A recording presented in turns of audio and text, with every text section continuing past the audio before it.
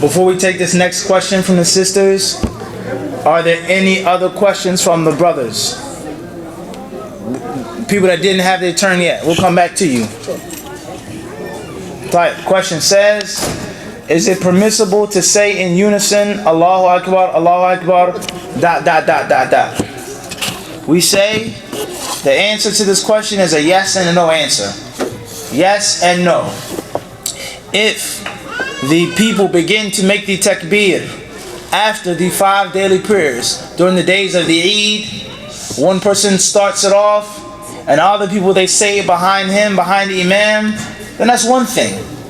That's one thing. As far as for a person to make his or her intention, for one person to sit in front of them and to say, alright everybody, 1, 2, 3, go. Allahu Akbar, Allahu Akbar, Allah. Like this and like this, then that's a different issue. That's a different issue. The concept of making dhikr in unison. Is it permissible for us to sit in a circle and all say La ilaha illallah in one voice in unison all at once? If I say Allahu Akbar and the Master says Allahu Akbar, Allahu Akbar, Allahu Akbar, that's one thing. But the intention of me saying takbeer and my niyyah, my intention is for everybody to say it in one loud unison voice. And we've spoken about this issue in this masjid before. Is that it's something that needs a dalil from the authentic sunnah of the Prophet ﷺ. We have hadiths in which the Prophet ﷺ made takbeer. We have hadiths in which the Prophet ﷺ said subhanallah. We have hadiths in which the Messenger of Allah ﷺ said things and the companions made ameen behind him. And they said it at once. That's one thing. But the concept is to make our intention to make a unison dhikr. At one specific time, one specific manner, one specific voice, over and over again, we say that is in need of a what? Clear proof that the Prophet ﷺ educated us to do that. Everybody clear on this? That's with regards to the days of the Eid and things or times besides the days of the Eid. Now perhaps a person may say that during the days of the Eid it's not as bad. Whereas Allah has commanded us, وَلَتُكَبِّرُ اللَّهَ عَلَى مَا هَدَاكُمْ, in order for you to make takbeer, say Allah is greatest because of Him guiding you during these well-known days. And many of the companions of the Messenger of Allah ﷺ and those who came after them interpreted this verse in Surah Al-Baqarah to mean the days of tashriq, the days of making the takbeer after the 5 daily prayers. So therefore there's a general asl behind this. The Imam says it, the people they say it, he encourages them to say it. That's one thing. That's one thing. But for us to make our specific intention over and over again, to say it in unison, we say perhaps that needs a dalil, that specifically instructs us to do it like that, in that manner. And Allah subhanahu wa ta'ala surely knows best. Hopefully the answer is clear. Next question, Akhil Kareem. During the lecture you had given sort of a definition that sounded like the definition of deen, about when you were talking about the difference between faith and Islam being a way of life. Right. What is how would you define that for millah when Allah uses the word millah? We say that there are words in Islam that have interchangeable meanings, such as iman, such as deen, such as taqwa, such as ihsan, such as birr. Words that have what? Interchangeable meanings. And then we have times and places in the Quran Kareem in which the words take on contrast definitions. Here, what's meant by this is this, and what's meant by that there is something totally different. We don't say it's interchangeable. Everybody clear on this? The Messenger of Allah ﷺ, he says, in the Hadith of Usama ibn Zayd radiallahu anhu, it's collected by Bukhari and Muslim, مَا تَرَكْتُ بَعْدِي فِتْنَةً هِيَ ضَرُّ عَلَى الرِّجَالِ مِنَ النِّسَاءِ. He says, I don't leave behind. There isn't a fitna that's more harmful to men than the fitna of women. Everybody clear on this? And then we have another hadith in which the Prophet ﷺ, or in the Quran Kareem, Allah says, وَالْفِتْنَةُ, fitna is worse than what? Killing. طيب, حَتَّى لَا تَكُونَ fitna. Allah says in the 3rd verse, fight them. Fight the non-Muslims until there is no fitna. So does the word fitna in these three places all mean the same thing? Or does fitna in Surah Al-Baqarah have a meaning? Fitra or fitna in the hadith of Usama ibn Zayd have a specific meaning, etc. So sometimes the word millah and what's meant by it is the entire sharia. And sometimes what's meant by millah is actual monotheism. Millata abikum. Allah says the millah of your father, man, Ibrahim. And we know that the legislation of Ibrahim was not the legislation of Muhammad sallallahu alaihi wasallam. The legislation of Musa was not the exact legislation of Isa. The legislation of this prophet, etc. So therefore, sometimes the word millah, what's meant by it is actual faith. Is actual what? Yani tawheed. That Allah is one without any partner. He has no sons. He has no wife. He doesn't take rest. He has no imperfections. This was something that all of the prophets and messengers believed in and taught their people about. As Allah told us about Fir'aun and Haman, that Pharaoh requested him to build a staircase to the heavens. He says, until I can see the Lord of Moses. Until I what? 2 verses, Allah, He speaks about this. That Pharaoh wanted to walk to heaven to see the God of Moses, to prove that Moses was a liar. Shaykh al-Islam ibn Taymiyyah and others, they say, this verse means that Musa alayhi salam told Pharaoh that his Lord was above all of the creation. And if he didn't tell him about Allah being above, why would Pharaoh say that? So he says this proves that all of the prophets and messengers, they told their people about sifatul ulu, the description and the attribute of Allah's loftiness, that Allah is above all of His creation, subhanahu wa ta'ala. And it's not something that's just mentioned by Muhammad alayhi salam. Am I clear on this? This is something that is a means of iman that all of the prophets and the messengers believed in. All of them believed that Allah is what? Above. The hadith in which the Prophet ﷺ talks about the day of judgment, in which they will seek intercession from Adam, and Nuh, and Ibrahim, and Musa, and Isa, and those prophets and those messengers. It will be said to them by the people that are afraid and terrified, Inna Allaha qad ghadiba al-yawma ghadaban lam yaghdab qablahu mithlahu wa lan yaghdab ba'dahu mithlahu. Aw kama qala alayhi salatu wasalam. He says, indeed, Allah has become angry so bad, or so much so today, He was never angry like this before, and will never be angry like this afterwards. This hadith affirms that Allah has attributes according to all of the prophets and the messengers. Everybody see the point I'm trying to get to? Is that there are things that are shared by all of the Rusul, all of the Anbiya. And that could be used to be what? Millah. And there are certain things that are specific to Muhammad ﷺ's legislation. The rules, the do's and the don'ts on a daily basis. How many prayers do you make?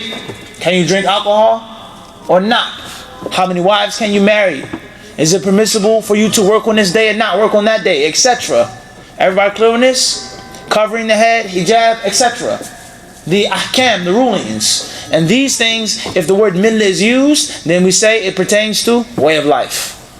So we don't want to go too far on this concept, but it's important for us to understand that they're interchangeable what? Terms. Certain terms mean the same thing in certain places, and sometimes mean what? Different things in different places.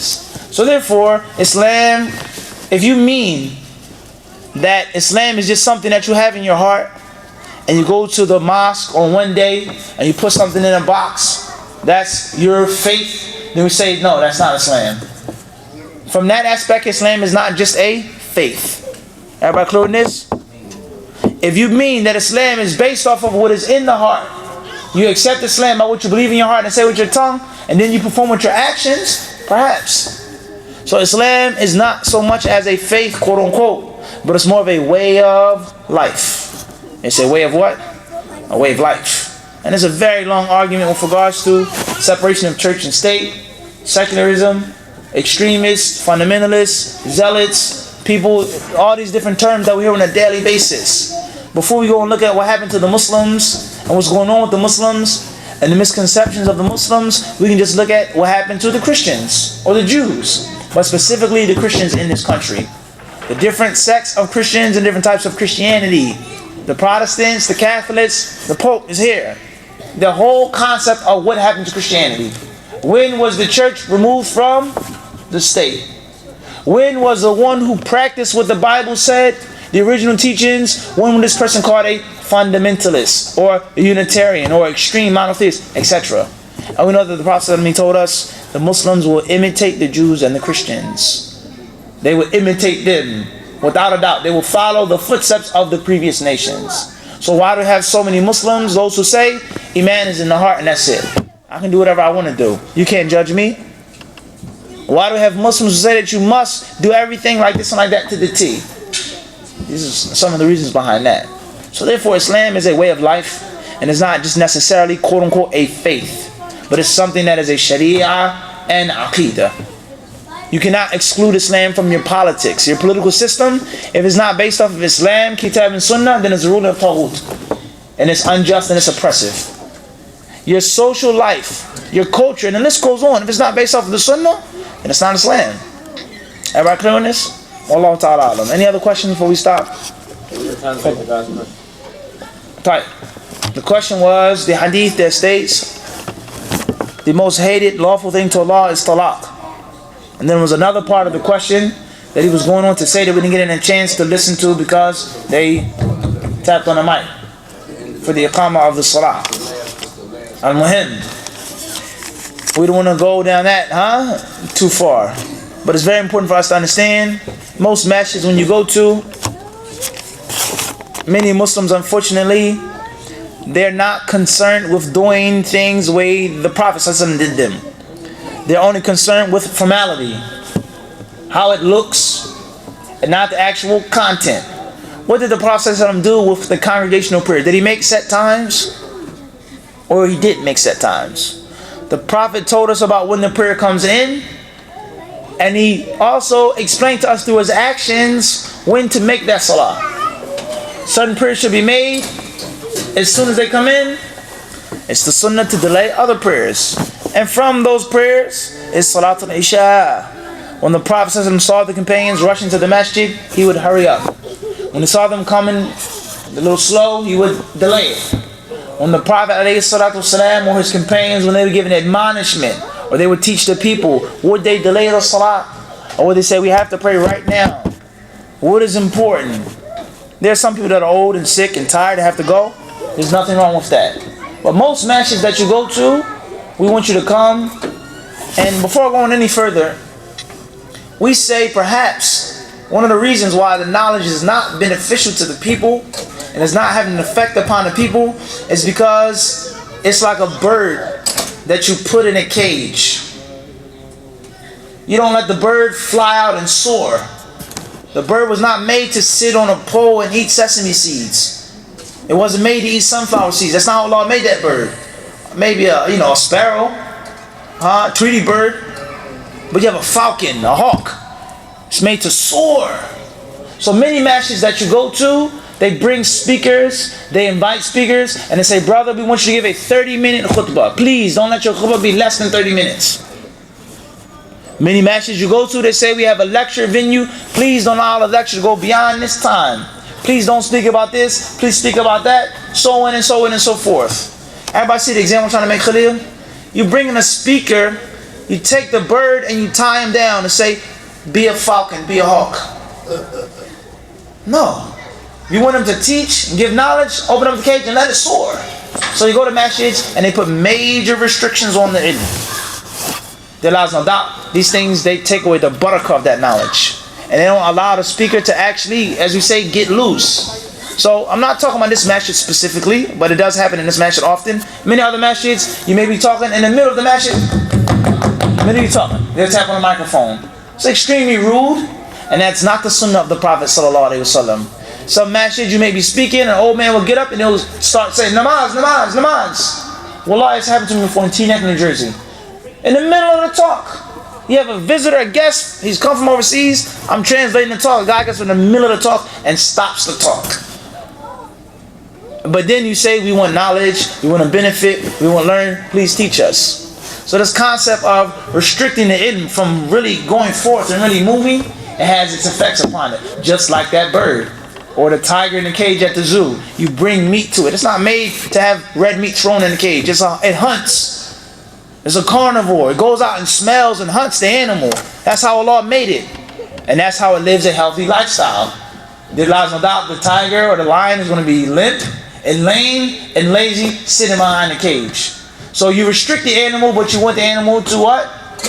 Jump around and roar and beat. It's not going to work. Make sense, Khalid? It's not going to work. It's not going to work. So therefore, yani, the whole concept of what is important in Islam, to make the salat on a specific calculation or to make the salat based off the way Muhammad legislated it. What is important? For us to have a 30-minute khutbah or 35-minute khutbah or a 10-minute powerful khutbah that's beneficial for the people. What do you want? Benefit or formality? Many masjids, they're like this. They say, please do not stop the khutbah before 1:35. But what if I only have 10 minutes? I'm only going to give a 10-minute khutbah. What if? But a 10-minute khutbah is powerful, it's concise, comprehensive. Let alone the sunnah of the Prophet ﷺ is to give a short khutbah. He said, no, please, we need a 35-minute khutbah. That's a problem. Or in the middle of talking or answering people's questions, they tap on a mic. And khalas. There's no more knowledge, we have to pray right now. There has to be order in the masjid, yes. There has to be organization in the masjid, there's no doubt about that. There are rules. But, is there a time when you should have a class every single night? Abu Hanif, every salat, is there a class going on? You waited 5 minutes, 10 minutes? It's a mushkila.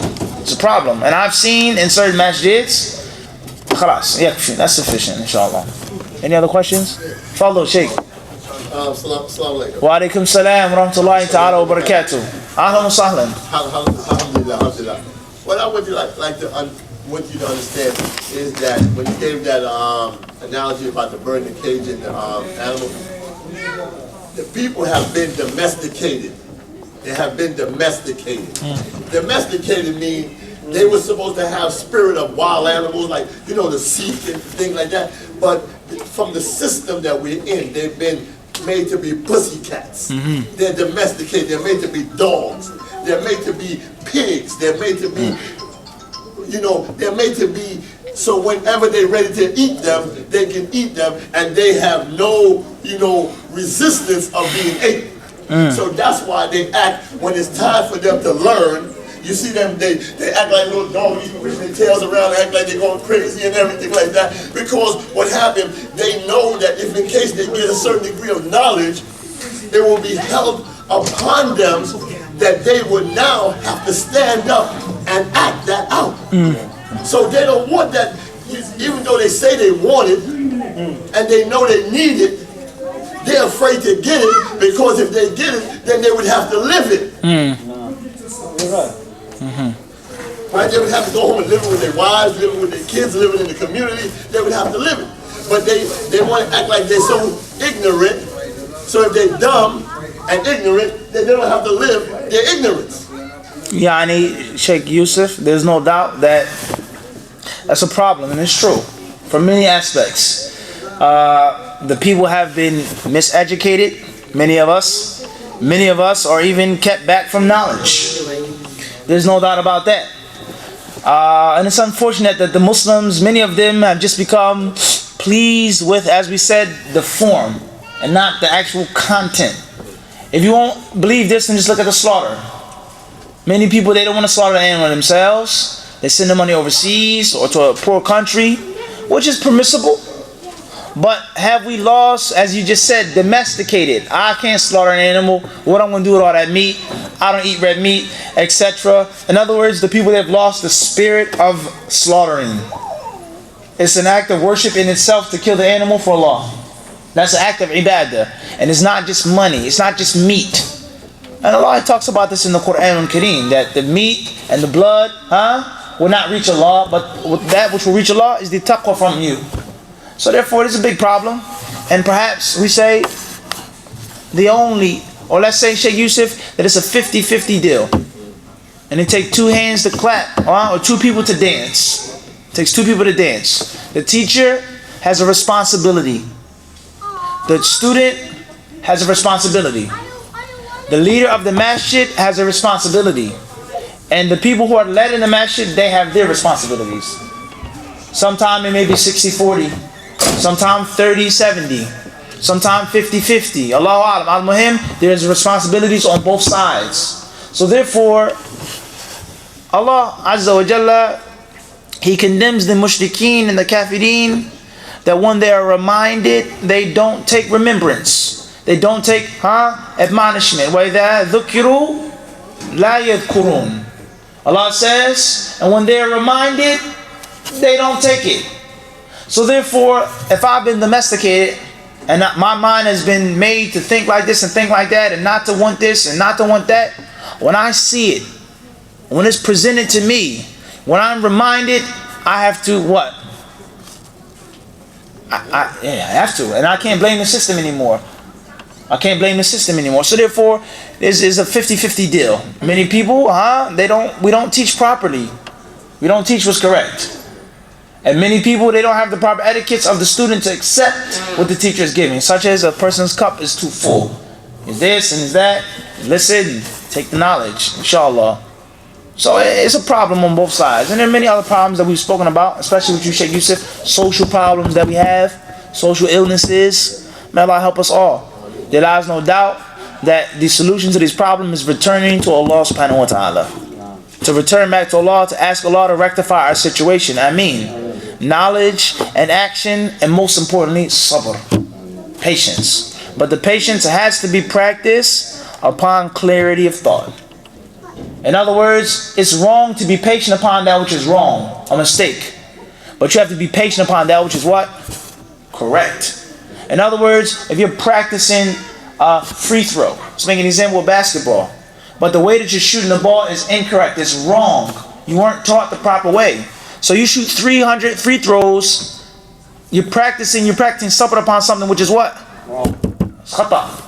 You have to be taught the proper way to shoot a free throw, then you have patience in doing it and practicing it. 300, 500 shots, just at the line. Is this not the case? So it's very important for us to have the clarity of what? The concept from day one, the theory. Then once we get the proper theory, it is upon us to exert patience in practicing the theory and translating it to deeds. And then let us know, Dr. Sheikh, that the mental shackles are for real. It's very real. Whether you call it domestication, mental slavery, whatever you want to call it, it's a reality on all aspects. On all aspects. Wala hawla wala quwwata illa billah. Any other questions before we stop, Ikhwan? Any other questions from the sisters before we stop? Fadl. I don't know if I heard incorrectly. Did you say during the lecture that you cannot or you can divorce your wife that's pregnant? I didn't catch it. Question says, did we mention in the lecture that you can or cannot divorce your wife while she is pregnant? We say it is permissible for a man to divorce his wife while she is pregnant. It's permissible. It's not haram. Hold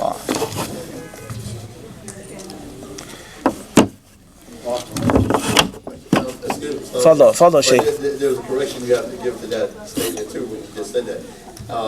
Because there is more to it than just that. It's permissible to divorce her while she's having the baby, but at the same time, after she has the baby, you still have a certain maintenance. You have to still give certain things to the thing. You just can't do it. Sheikh Yusuf. Yes.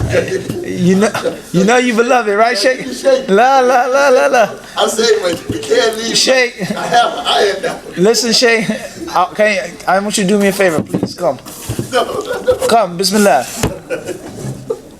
Yes, please, we can leave. Inshallah, you gotta come like this, Sheikh. Yeah. And leave. Like this. Allahu Akbar. Allahu Akbar. Shukra. This is Allah. All right, I got you, Sheikh. Clear, Sheikh. I got you, Sheikh. If your cup is like that, yeah, it's enough for me to pour in it. All right, Allahu Akbar. Sahih. I need to come empty, Sheikh. Yes, and we put everything in there, bismillah. Inshallah. So we say that whether he asked the question or whether he didn't, I'm sorry, but sometimes teaching has to be extreme. Yes. There's no doubt about this. Sometimes what? Extreme. It's reality. You got to burn somebody little. It's reality. No, this is real. This is real. It's not a joke. Wallah, it's not a joke. This is reality. And it's not just for Sheikh Yusuf. For Sheikh Yusuf, alhamdulillah, we know the relationship that we have over these years. Well, alhamdulillah. And I'll see many brothers try to come and shut him down. And I'll always tell them what?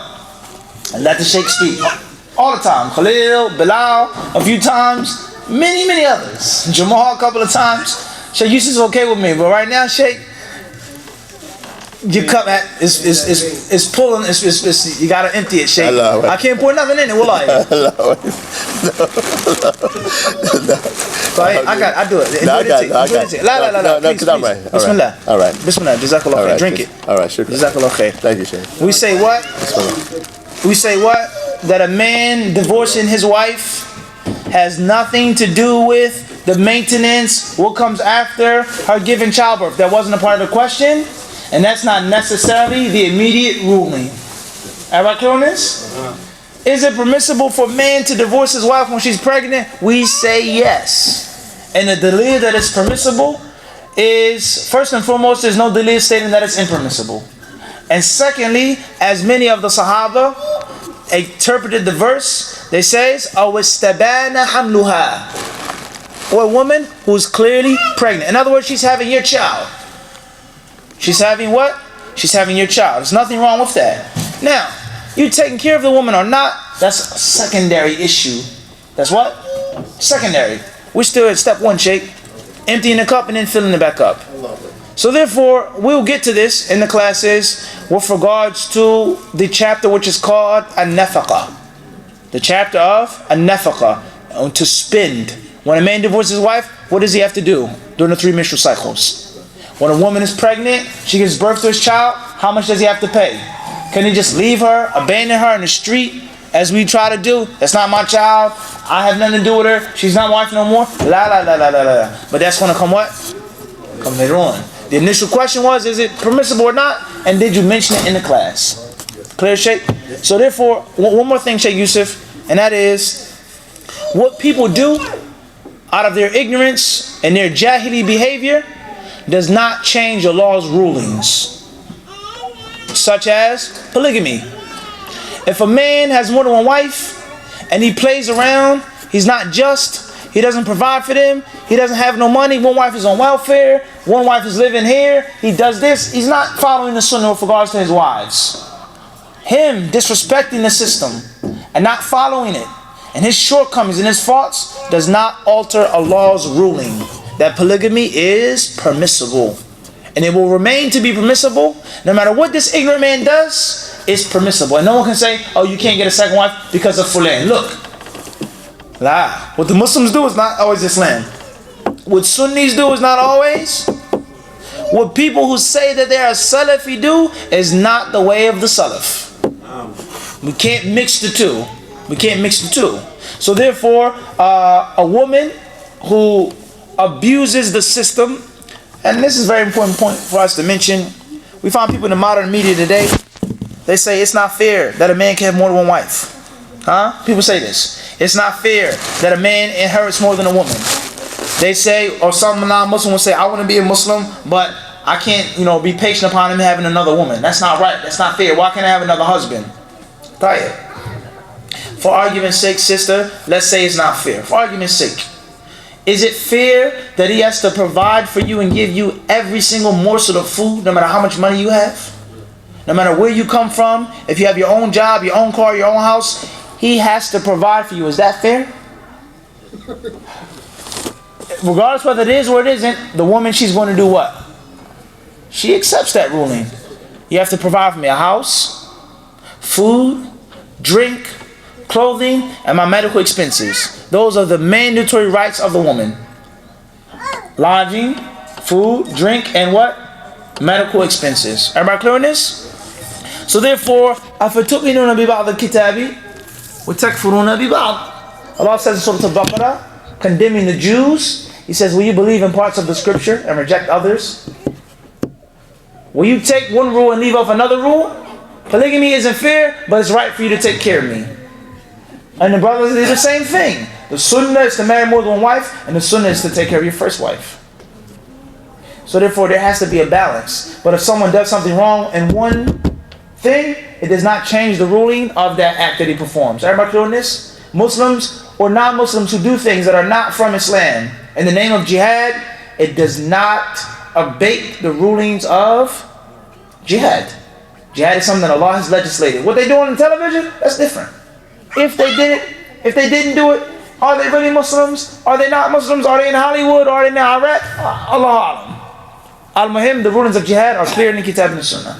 The rulings of divorce are clear in the Kitab and the Sunnah. The rulings of polygamy are clear in the Kitab and the Sunnah. What we do as ignorant people does not change and alter those rulings. Everybody clear on this? Halal is halal, haram is haram. No matter what the people do. Wallahu alam. You want some more tea, Sheikh? No, I'm good. Let's see. Your cup empty now?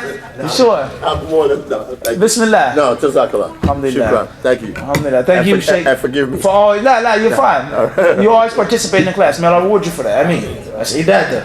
Khair inshallah. Any other questions? We stop. We'll go. وسبحانك اللهم وبحمدك أشهد أن لا إله إلا أنت أستغفرك وأتوب إليك. Next Friday there will not be class. There will not be class next Friday. The next class will be tomorrow, Saturday, after Salat al-Asr by Allah's permission. And after Salat al-Asr tomorrow.